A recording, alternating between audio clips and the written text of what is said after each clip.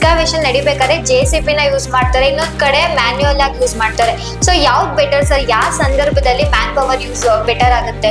Proper ಆಗಿ tap ಮಾಡಿ loose ಮಣ್ಣನ್ನೆಲ್ಲ ತೆಗಿಬೇಕು. ಓಕೆ, ಅವಾಗ ನಂದು ಏನಾಗುತ್ತೆ, ಪ್ರಾಪರ್ ಸ್ಕ್ವೇರ್ ಬರುತ್ತೆ. ಎಕ್ಸ್ಕಾವೇಷನ್ ಮಾಡ್ಬೇಕಾದ್ರೆ ಅವ್ರು ಏನೇನು ಇನ್ಸ್ಪೆಕ್ಟ್ ಮಾಡ್ಬೇಕಾಗತ್ತೆ ಅಲ್ಲಿ? ವಾಲ್ ಇಂದ ಲೂಸ್ ಮಣ್ಣು ಒಳಗಡೆ ಕಾಂಕ್ರೀಟ್ ಹಾಕೋ ಟೈಮ್ ಬೀಳೋ ಚಾನ್ಸಸ್ ಇರುತ್ತೆ. ಈ ಕಾಂಪೌಂಡ್ ವಾಲ್ ಕೆಳಗಡೆ ಮಾರ್ಕರ್ ಇಂದ ಬರ್ತಿರ್ತಾರೆ, ಇಲ್ಲ ಅಂದ್ರೆ ಕೆಲವೊಂದಿಷ್ಟು ಜನ ರಾಡ್ ಹೊಡೆದಿರ್ತಾರೆ, ಕೆಲವೊಂದಿಷ್ಟು ಜನ ಇಟ್ಟಿಗೆಯಿಂದ ಗೋಡೆ ಕಟ್ಕೊಂಡಿರ್ತಾರೆ ಸುತ್ತ.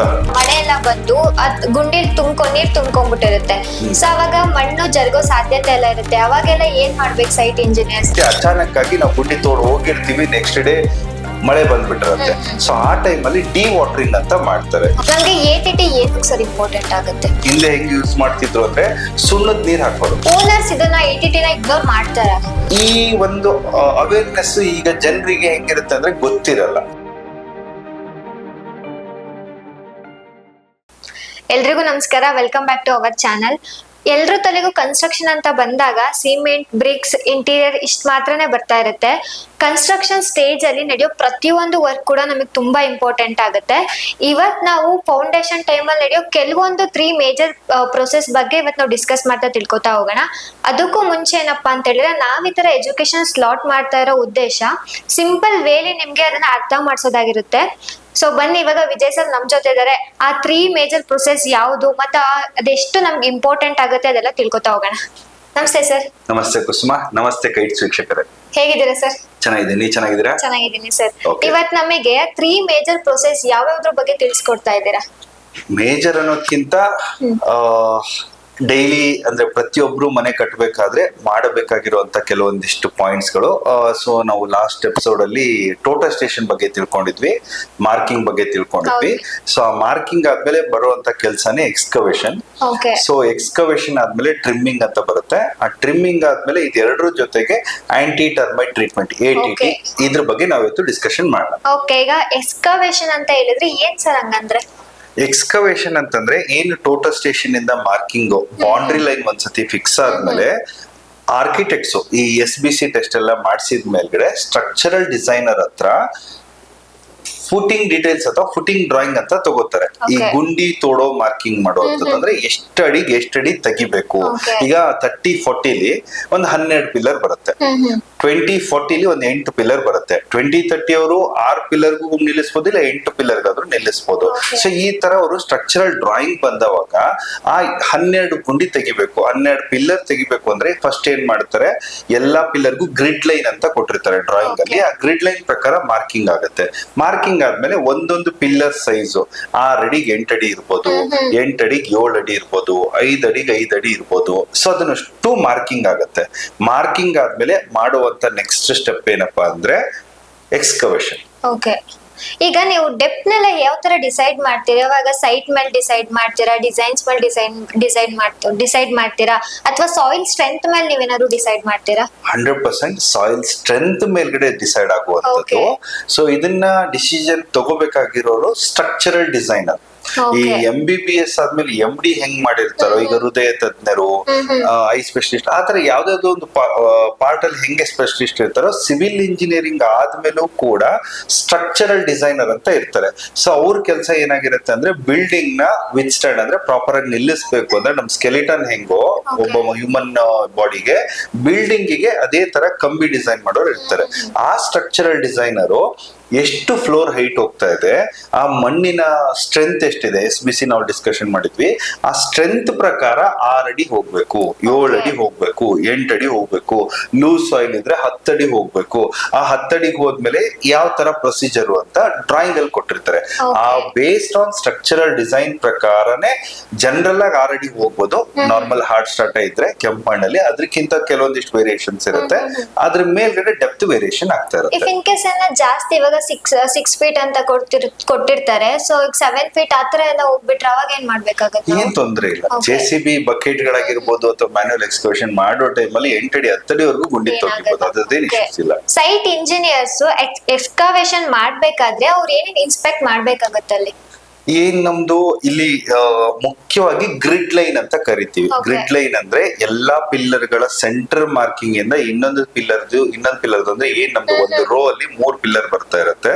ಅಂದ್ರೆ ಯಾವ ತರ ಬರುತ್ತೆ ಆ ಮಾರ್ಕಿಂಗ್ ಗೆ ಎಲ್ಲೆಲ್ಲಿ ನಾಳೆ ಫ್ಯೂಚರ್ ಅಲ್ಲಿ ಗುಂಡಿ ತೋಡಿದ ಮೇಲೆ ಅದನ್ನ ಟ್ರಾನ್ಸ್ಫರ್ ಮಾಡ್ಬೇಕು. Okay. ಟೋಟಲ್ ಸ್ಟೇಷನ್ ಅಲ್ಲಿ ಮಾಡ್ತಾ ಇದ್ರೆ ಬೆಂಚ್ ಮಾರ್ಕ್ ಬರುತ್ತೆ. ಕೆಲವೊಂದಿಷ್ಟು ಸತಿ ಟೋಟಲ್ ಸ್ಟೇಷನ್ ಯೂಸ್ ಮಾಡಿಲ್ಲ ಅಂದವಾಗ ಈ ಬೆಂಗಳೂರಲ್ಲಿ ಅಷ್ಟೇ ನೋಡಲ್ಲ, ಬೇರೆ ಗ್ರಾಮದಲ್ಲೂ ನೋಡೋಕೆ ಹೆಲ್ಪ್ ಆಗ್ಲಿ ಅನ್ನೋದ್ರಿಂದ ಈ ಕಾಂಪೌಂಡ್ ವಾಲ್ ಮೇಲ್ಗಡೆ ಮಾರ್ಕರ್ ಇಂದ ಬರ್ದಿರ್ತಾರೆ. ಇಲ್ಲ ಅಂದ್ರೆ ಕೆಲವೊಂದಿಷ್ಟು ಜನ ರಾಡ್ ಹೊಡೆದಿರ್ತಾರೆ, ಕೆಲವೊಂದಿಷ್ಟು ಜನ ಇಟ್ಟಿಗೆಯಿಂದ ಗೋಡೆ ಕಟ್ಕೊಂಡಿರ್ತಾರೆ ಸುತ್ತ ಎಲ್ಲೆಲ್ಲಿ ಪಿಲ್ಲರ್ ಬರ್ತಾ ಇದೆ. ಸೊ ಅಲ್ಲಿಂದ ಅವ್ರು ಲೈನ್ ಡೋರಿ ಕಟ್ಕೊಂಡು ಈ ನಮ್ಮ ಫುಟಿಂಗ್ ನ ಟ್ರಾನ್ಸ್ಫರ್ ಮಾಡಕ್ ಹೆಲ್ಪ್ ಆಗುತ್ತೆ. ಸೊ ಹಿಂಗಾಗಿ ಈ ಮೇಜರ್ ಪಾಯಿಂಟ್ಸ್ ನ ಅವರು ಕನ್ಸಿಡರ್ ಮಾಡ್ಬೇಕಾಗತ್ತೆ. ಇನ್ನೊಂದೇನಪ್ಪಾ ಅಂದ್ರೆ ಮಣ್ಣು ಹಾಕಕ್ ಜಾಗ. ಈಗ ಏನಾಗುತ್ತೆ, ಗುಂಡಿ ತೋಡಿದ ಮೇಲ್ಗಡೆ ಅಕ್ಕಪಕ್ಕ ಹಿಂದೆ ಮುಂದೆ ಖಾಲಿ ಜಾಗ ಇದ್ರೆ ಹೆಲ್ಪ್ ಆಗುತ್ತೆ. ಇಲ್ಲ ಅಂತಂದ್ರೆ ಮುಂಚೆನೆ ಅದನ್ನ ಡಿಸ್ಕಷನ್ ಮಾಡ್ಕೊಂಡು ಈ ಮಣ್ ಶಿಫ್ಟ್ ಮಾಡೋರು ಇರ್ತಾರೆ, ಸಾಯಿಲ್ ಕಾರ್ಟಿಂಗ್ ಅಂತ ಕರೀತಾರೆ, ಅದನ್ನ ಎಲ್ಲಿ ಸಾಗಿಸ್ಬೇಕು, ಗುಂಡಿ ತೋಡ್ತಿದ್ದಂಗೆ ಲಾರಿಗೆ ತುಂಬಿಸ್ಬಿಟ್ಟು ಹೊರಗಡೆ ಕಳ್ಸೋದು ಇರುತ್ತೆ. ಸೊ ಇದನ್ನೆಲ್ಲ ಇಂಜಿನಿಯರ್ಗಳು ಮೆಜರ್ಮೆಂಟ್ ಅಲ್ಲೆಲ್ಲ ಮಿಸ್ಟೇಕ್ ಆಗ್ತಾ ಇರುತ್ತೆ ಸರ್. ಮ್ಯಾನ್ಯುವಲ್ ಎರರ್ ಇದ್ದೇ ಇರುತ್ತೆ. ಸೊ ಅದನ್ನೇ ನಾವು ಅವಾಯ್ಡ್ ಮಾಡಕ್ಕೆ ಲಾಸ್ಟ್ ಎಪಿಸೋಡ್ ಕಂಪ್ಲೀಟ್ ಆಗಿ ಬೇಕಂದ್ರೆ ಹಿಂದ್ಗಡೆ ಎಪಿಸೋಡ್ ನ ಚೆಕ್ ಮಾಡಬಹುದು ವೀಕ್ಷಕರು. ಮೆಜರ್ಮೆಂಟ್ ಮಿಸ್ಟೇಕ್ ಆಗ್ಬಾರ್ದು ಅಂದ್ರೆ ಟೋಟಲ್ ಸ್ಟೇಷನ್ ಯೂಸ್ ಮಾಡ್ಬೇಕು.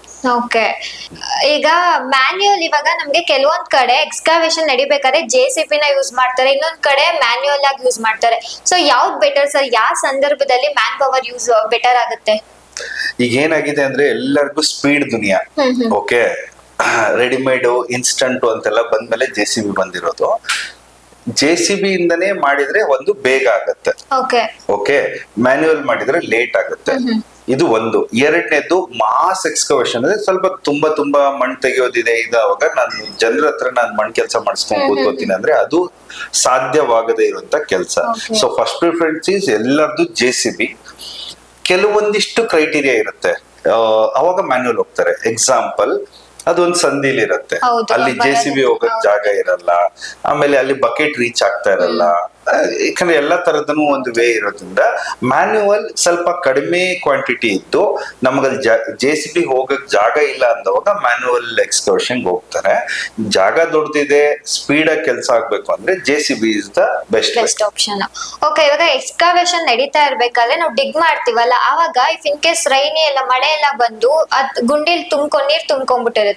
ಸೊ ಅವಾಗ ಮಣ್ಣು ಜರುಗೋ ಸಾಧ್ಯತೆ ಎಲ್ಲ ಇರುತ್ತೆ. ಅವಾಗೆಲ್ಲ ಏನ್ ಮಾಡ್ಬೇಕು ಸೈಟ್ ಇಂಜಿನಿಯರ್ಸ್? ಏನಾಗುತ್ತೆ, ಆಕ್ಚುಲ್ ಆಗಿ ಎಲ್ಲರೂ ಎಕ್ಸ್ಕವೇಷನ್ ಮಾಡೋಕಿನ ಮುಂಚೆ ಒಂದ್ಸತಿ ವೆದರ್ ರಿಪೋರ್ಟ್ ತಗೋಬೇಕು.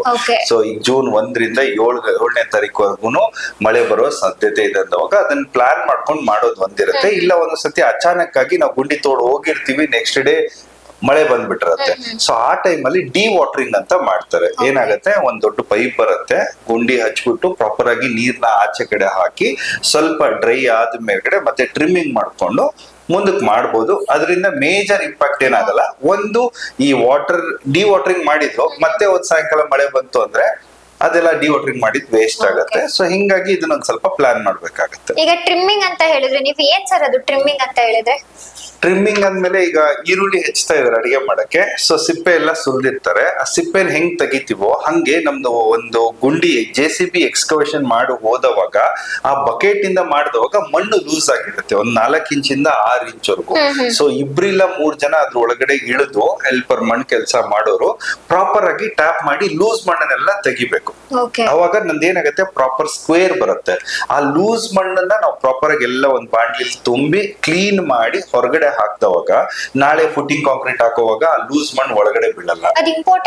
ತುಂಬಾ ಇಂಪಾರ್ಟೆಂಟ್ ಆಗುತ್ತೆ. ಏನಾಗುತ್ತೆ, ನಾವು ಟ್ರಿಮ್ಮಿಂಗ್ ಮಾಡ್ಲಾರ್ದೇನೆ ಜಸ್ಟ್ ಅದ್ರ ಮೇಲೆ ಇಡ್ತೀವಿ ಅಂದ್ರೆ ನಂದು ಏನಾಗ್ಬಿಡುತ್ತೆ, ಈ ಸೈಡ್ 4 ಸೈಡ್ ವಾಲ್ ಇರುತ್ತಲ್ಲ, ಆ ವಾಲ್ ಇಂದ ಲೂಸ್ ಮಣ್ಣು ಒಳಗಡೆ ಕಾಂಕ್ರೀಟ್ ಹಾಕೋ ಟೈಮಲ್ಲಿ ಬೀಳೋ ಚಾನ್ಸಸ್ ಇರುತ್ತೆ. ಸೊ ಹಿಂಗಾಗಿ ಕಾಂಕ್ರೀಟ್ ಅಲ್ಲಿ ಮಣ್ಣು ತುಂಬಿಕೊಳ್ಳೋದು ಅದು ತಪ್ಪಾಗತ್ತೆ. ಸೊ ಆ ರೀಸನ್ಗೆ ಟ್ರಿಮ್ಮಿಂಗ್ ಅನ್ನೋದು ತುಂಬಾ ಇಂಪಾರ್ಟೆಂಟ್ ರೋಲ್ ತಗೊಳುತ್ತೆ. ಲೂಸ್ ಮಣ್ಣನ್ನ ಪ್ರಾಪರ್ ಆಗಿ ಕೇಕ್ ತರ ಕಟ್ ಮಾಡ್ಕೊಂಡು ಅದನ್ನೆಲ್ಲ ತುಂಬಿ ಆಚೆ ಹಾಕೋದು it's a mandatory thing. Direct ನಾವು ಎಕ್ಸ್ಕವೇಷನ್ ಆದ್ಮೇಲೆ ಫೂಟಿಂಗ್ ಮಾಡ್ಬೋದಾ? ಇಲ್ಲ ಅದನ್ನೇ ನಾವು ಇವಾಗ ಹೇಳಿದ್ವಲ್ಲ, ಡೈರೆಕ್ಟ್ ಎಕ್ಸ್ಕವೇಷನ್ ಆದ್ಮೇಲೆ ಫಸ್ಟ್ ಟ್ರಿಮ್ಮಿಂಗ್ ಮಾಡಿ, Okay. ಟ್ರಿಮ್ಮಿಂಗ್ ಅಲ್ಲಿ ಲೂಸ್ ಸಾಯಿಲ್ ಎಲ್ಲಾ ತೆಗೆದು ಶೇಪ್ ಪ್ರಾಪರ್ ಆಗಿ, ಯಾಕಂದ್ರೆ JCB ಏನಿರುತ್ತೆ 5 ಅಡಿಗೆ 5 ಅಡಿ ಅದಕ್ಕೆ JCB ಯಾವತ್ತು 5 ಅಡಿಗೆ 5 ಅಡಿ ಮಾಡಲ್ಲ. ಒಂದ್ 6 ಇಂಚು ಅಥವಾ 5 ಇಂಚು ಎಕ್ಸ್ಟ್ರಾನೇ ಮಾಡಿರ್ತಿಲ್ಲ, ಒಂದ್ಸತಿ ಕಮ್ಮಿನೂ ಮಾಡ್ಬಿಟ್ಟಿರ್ತಾರೆ. ಆ ಟೈಮ್ ಅಲ್ಲಿ ನಮ್ಗೆ ಎಲ್ಲೆಲ್ಲಿ ಬೇಕು, ನನ್ನ ಫುಟಿಂಗ್ ವಿಡ್ತ್ ಎಷ್ಟಿದೆ, ಫುಟಿಂಗ್ ಮ್ಯಾಟ್ ಎಷ್ಟಿದೆ ನೋಡ್ಕೊಂಡು ಪ್ರಾಪರ್ ಆಗಿ ಅಲ್ಲೆಲ್ಲ ಟ್ರಿಮ್ಮಿಂಗ್ ಮಾಡ್ಕೊಂಡೆ ಪ್ರಾಪರ್ ಆಗಿ ಕೂಡ ಆಗಿರಲ್ಲ. ಸೊ ಹಿಂಗಾಗಿ ಪ್ರಾಪರ್ ಆಗಿ ಟ್ರಿಮ್ಮಿಂಗ್ ಮಾಡಕ್ಕೆ ಒಂದು ಎಕ್ಸ್ಕವೇಷನ್ ಕಂಪ್ಲೀಟ್ ಆದ್ಮೇಲೆ ಜನನ ಇಳಿಸಿ ಪ್ರಾಪರ್ ಆಗಿ ಲೂಸ್ ಮಣ್ಣನ್ನ ತೆಗಿಯೋದೇ ಟ್ರಿಮ್ಮಿಂಗ್ ಪ್ರೊಸೀಜರ್ ಅಂತ ಕರೀತೀವಿ. ಸೊ ಇವಾಗ ATT ಅಂದ್ರೆ ಏನು ಸರ್? ATT ಅಂದ್ರೆ ಆಂಟಿ ಟರ್ಮೈಟ್ ಟ್ರೀಟ್ಮೆಂಟ್ ಅಂತ. ಈಗ ಏನಾಗತ್ತೆ, ನಾವು ಮಣ್ಣಿಗೆ ಒಂದು ಕೆಮಿಕಲ್ ನ ಇದು ಮಾಡ್ತೀವಿ, ಅಂದ್ರೆ ಫೀಡ್ ಮಾಡ್ತೀವಿ. ಓಕೆ. ಸೊ ಅದಕ್ಕೆ ATT ಅಂತ ಕರೆಯೋದು. ನಮ್ಗೆ ATT ಏನಕ್ಕೆ ಸರ್ ಇಂಪಾರ್ಟೆಂಟ್ ಆಗುತ್ತೆ? ATT ಏನಕ್ಕೆ ಇಂಪಾರ್ಟೆಂಟ್ ಆಗುತ್ತೆ ಅನ್ನೋದಾದ್ರೆ, ಟರ್ಮೈಟ್ಸ್ ಪ್ರೂಫ್ ಅಂದ್ರೆ ಈ ಗೆದ್ಲಾಗಿರ್ಬೋದು, ರ್ಯಾಟ್ಸ್ ಆಗಿರ್ಬೋದು, ಈ ತರದ್ ಏನಾಗುತ್ತೆ, ಮಣ್ಣಿಗೆ ಅದರದೇ ಆದಂತ ಒಂದು ಶಕ್ತಿ ಇರೋದ್ರಿಂದ, ಅದು ನ್ಯಾಚುರಲ್ ಆಗಿರೋದ್ರಿಂದ ಎಲ್ಲ ಪ್ರಾಣಿಗಳು ಅಲ್ಲಿ ಬರೋ ಚಾನ್ಸಸ್ ಇರುತ್ತೆ, ಸಂಭಾವ್ಯತೆ ಜಾಸ್ತಿ ಇರುತ್ತೆ. ATT ಮಾಡಿದವಾಗ ಈ ಗೆದ್ಲು, ಯಾಕಂದ್ರೆ ಮಣ್ಣಲ್ಲೇ ಹುಟ್ಟೋ ಹುಳಾಗಿರೋದ್ರಿಂದ ಎಲ್ಲಾ ಟರ್ಮೈಟ್ಸ್ ಗಳು ನಮ್ಗೆ ಅಲ್ಲಿ ಸ್ಟಾಪ್ ಆಗುತ್ತೆ. ಅವು ಮನೆ ಒಳಗಡೆ ಎಂಟ್ರಿ ಆಗೋದನ್ನೆಲ್ಲ ನಮ್ಗೆ ಅವಾಯ್ಡ್ ಮಾಡುತ್ತೆ. ಅದಕ್ಕೋಸ್ಕರ ATT ಇಂಪಾರ್ಟೆಂಟ್ ಆಗುತ್ತೆ. ATT ಮಾಡೋ ಪ್ರೊಸೀಜರ್ಸ್ ಎಲ್ಲ ಏನೇನು ಸರ್?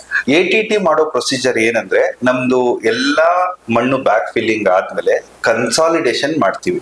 ಕನ್ಸಾಲಿಡೇಷನ್ ಅಂತಂದ್ರೆ ನಾವು ನೀರಿಗೆ ಮಣ್ಣನ್ನ ತುಂಬಿ ಡಿಗ್ರಿ ಆಫ್ ಸ್ಯಾಚುರೇಷನ್ ಇಂದ ಎಲ್ಲ ಸೆಟಲ್ ಆದ್ಮೇಲೆ ನಾವೇನ್ ಮಾಡ್ತೀವಿ, 1 ಅಡಿಗೆ 1 ಅಡಿ ಗುಂಡಿ ತೋಡ್ತೀವಿ. ಓಕೆ, 1 ಫೀಟ್ ಆದ್ರೂ ಮಿನಿಮಮ್ ಡೆಪ್ತ್ ಹೋಗ್ಬೇಕು, ಗಡ್ಪಾರಿ ಹಾಕಿ ಹೋಲ್ ಮಾಡ್ಬೇಕು. ಆ ಹೋಲ್ ಮಾಡಿದ್ಮೇಲೆ ಈ ಕೆಮಿಕಲ್ ಏನಿರುತ್ತೆ, ಆ ಕೆಮಿಕಲ್ ನ ಅದ್ರೊಳಗಡೆ ತುಂಬ್ಕೊಂಡು ಹೋಗ್ತೀವಿ. ಅದ್ ತುಂಬದವಾಗ ಅದು ಮಿನಿಮಮ್ 4 ರಿಂದ 5 ಅವರ್ಗೆ ಅದು ಮಣ್ಣಲ್ಲಿ ಪೂರ್ತಿ ಸ್ಪ್ರೆಡ್ ಆಗಿರುತ್ತೆ.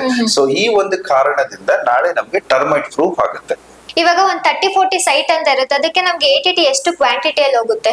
Okay, it's a good question. ಏನಾಗುತ್ತೆ, ಒಂದು 30-40 ಸೈಟ್ ಅಂದ್ರೆ ಜನರಲ್ ಆಗಿ ಅದು 1 ಲೀಟರ್ ಕೆಮಿಕಲ್ಗೆ 40 ರಿಂದ 48 ಲೀಟರ್ ನೀರ್ ಯೂಸ್ ಮಾಡ್ತಾರೆ. ಸೊ ಜನರಲ್ ಆಗಿ ಏನ್ ಮಾಡ್ತಾರೆ ಅಂದ್ರೆ, ಒಂದು 200 ಲೀಟರ್ ಬ್ಯಾರಲ್ ತಗೊಂಡ್ಬಂದು ಅದ್ರ ತುಂಬಾ ನೀರ್ ಹಾಕ್ಬಿಟ್ಟು 5 ಲೀಟರ್ ಕೆಮಿಕಲ್ ಹಾಕ್ಬಿಡ್ತಾರೆ.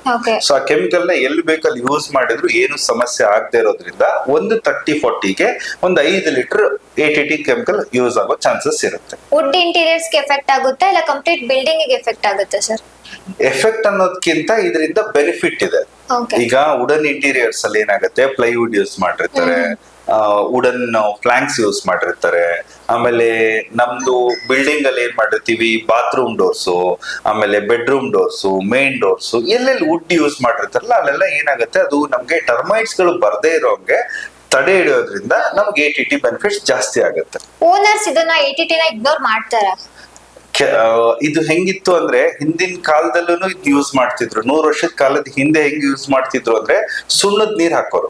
ಮನೆ ಕಟ್ಬೇಕಾದ್ರೆ ಈ ಸುಣ್ಣನ ನೀರಲ್ಲಿ ಮಿಕ್ಸ್ ಮಾಡ್ಬಿಟ್ಟು ಸುಮ್ಮನೆ ಸಾಯಿಲ್ ಸುತ್ತ ಹಾಕೋರು. ಸೊ ಅವಾಗೂ ಕೂಡ ನಮ್ಗೆ ಆಂಟಿ ಟರ್ಮೈಟ್ ಟ್ರೀಟ್ಮೆಂಟ್ ಅಂತಾನೆ ಇತ್ತು. ಇವಾಗ ಕೆಮಿಕಲ್ ಬಂದಿದೆ, ಮುಂಚೆ ಎಲ್ಲ ಸುಣ್ಣದ ನೀರಲ್ಲಿ ಯೂಸ್ ಮಾಡ್ತಾ ಇದ್ರು. ಈ ಒಂದು ಅವೇರ್ನೆಸ್ ಈಗ ಜನರಿಗೆ ಹೆಂಗಿರುತ್ತೆ ಅಂದ್ರೆ ಗೊತ್ತಿರಲ್ಲ. ಸೊ ಹಿಂಗಾಗಿ ATT ಮಾಡೋದು ತುಂಬಾ ಅವಶ್ಯಕತೆ ತಗೊಳ್ಳುತ್ತೆ. ಅಪಾರ್ಟ್ಮೆಂಟ್ಸ್ ಗಳಿಗೆಲ್ಲ ATT ತುಂಬಾ ಜಾಸ್ತಿ ಇರುತ್ತಾ? ಅಪಾರ್ಟ್ಮೆಂಟ್ ಅಂದವಾಗ ಅಲ್ಲಿ ನಂಬರ್ ಆಫ್ ಫ್ಲಾಟ್ಸ್ ಜಾಸ್ತಿ ಇರೋದ್ರಿಂದ ಅವ್ರದೇ ಆದಂತ ಪ್ರೊಸೀಜರ್ ಮಾಡ್ತಾರೆ, ಅಲ್ಲಿ ಸ್ವಲ್ಪ ಕೆಮಿಕಲ್ ಜಾಸ್ತಿ ಹೋಗೋ ಚಾನ್ಸಸ್ ಇರುತ್ತೆ. ರೆಸಿಡೆನ್ಷಿಯಲ್ ಸೆಕ್ಟರ್ ಅಲ್ಲಿ ಅಂತ ನೀವು ತಗೊಂಡ್ರೆ ಮೇಜರ್ ಆಗಿ ಏನ್ ಇಂಪ್ಯಾಕ್ಟ್ ಇಲ್ಲ. It's a good decision. Okay, thank you sir, ಒಂದೊಳ್ಳೆ ಮಾಹಿತಿನ ತಿಳಿಸ್ಕೊಟ್ಟಿದ್ದೀರಾ. ಮತ್ತೆ ಇನ್ಫಾರ್ಮೇಟಿವ್ ವಿಡಿಯೋ ಜೊತೆ ಸಿಗೋಣ. Thank you sir. ಸೊ ಈ ಒಂದು ಒಳ್ಳೆ ಮಾಹಿತಿ ನಿಮ್ಗೆ ಯೂಸ್ಫುಲ್ ಆಯ್ತು ಅಂತ ನಾನು ಭಾವಿಸ್ತೀನಿ. ಮತ್ತೊಂದು ಇನ್ಫಾರ್ಮೇಟಿವ್ ವಿಡಿಯೋ ಜೊತೆ ನಾನು ಸಿಗ್ತೀನಿ ಅಂತ ಹೇಳ್ತಾ ಅಲ್ಲಿವರೆಗೂ ವೇಟ್ ಮಾಡ್ತಾ ಇರಿ. Thank you.